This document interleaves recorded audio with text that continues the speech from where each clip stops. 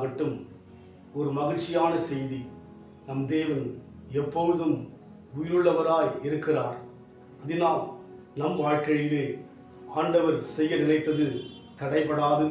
அவர் நமக்கு நன்மை செய்ய விரும்புகிற தேவனாய் இருக்கிறார்.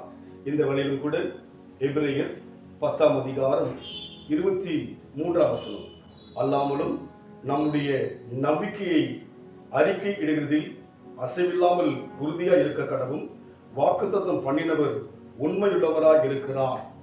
நம் தேவன் உதவி செய்கிறவராய் இருக்கிறார், எப்பொழுதும் உயிருள்ளவராய் இருக்கிறார். மூன்றாவதாக நமக்கு அவர் உண்மையுள்ளவராய் இருக்கிறார். வாக்குத்தத்தம் பண்ணினதை நிறைவேற்ற உண்மையுள்ளவர். கால தாமதமாகலாம், ஆனால் அவருடைய உண்மை மாறவே மாறாது. அவர் உண்மையுள்ளவர். ஆபிரகாம் சொல்வார், தேவன் உண்மையுள்ளவர் என்று சொல்லி. மோசே சொல்வார், தேவன் உண்மையுள்ள சொல்லி. யோசுவா சொல்வார், தேவன் உண்மையுள்ள சொல்லி. அதுபோல் நாமும் சொல்வோம், ஒரு நாளிலே தேவன் உண்மையுள்ளவர். மனிதனைப் போல சொன்ன வார்த்தையை மாற்றுகிறவர் அல்ல, மறந்து போகிறவர் அல்ல.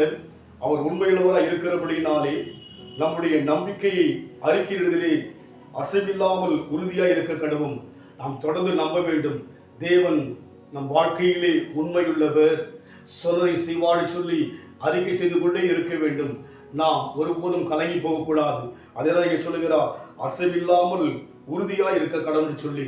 அசையும்படியான ஆபத்துகள், அசையும்படியான வேதனைகள், அசையும்படியான சோதனைகள், அசையும்படியான வெட்கப்படுகின்ற சூழலில் கடந்து வந்தாலும் கூட அசையாமல் இருப்போம். வாக்குத்தத்தம் பண்ணினவர் உண்மையுள்ளவர், உயிருள்ளவர், உதவி செய்கிற தேவனாய் இருப்பதினாலே நம் வாழ்க்கையிலே தேவனே நோக்கி பார்ப்போம். உண்மை தேவனே, உருக்கம் நிறைந்தவர். உண்மை தேவனே, உருக்கம் நிறைந்தவர். என்னை காப்பவர் உறங்குவதில்லை. ஜெயம் கொடுக்கும் தேவனுக்கு கோடி கோடி ஸ்தோத்திரம். வாழ்வழிக்கும் இயேசு ராஜாவுக்கு வாழ்நாள் எல்லாம் ஸ்தோத்திரம்.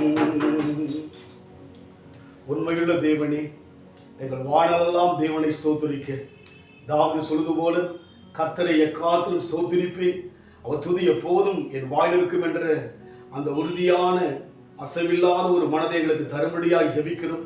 நாங்கள் நம்முடைய வாக்குத்தத்தங்களை நினைத்து நம்பிக்கையோடு உறுதியாக இருக்கும்படியான அந்த கிருபையை எங்கள் உள்ளத்துக்குள் கொடுப்பீராக. உண்மையுள்ள தேவனே, நன்றியோடு கூட ஸ்தோத்திரிக்கிறோம்.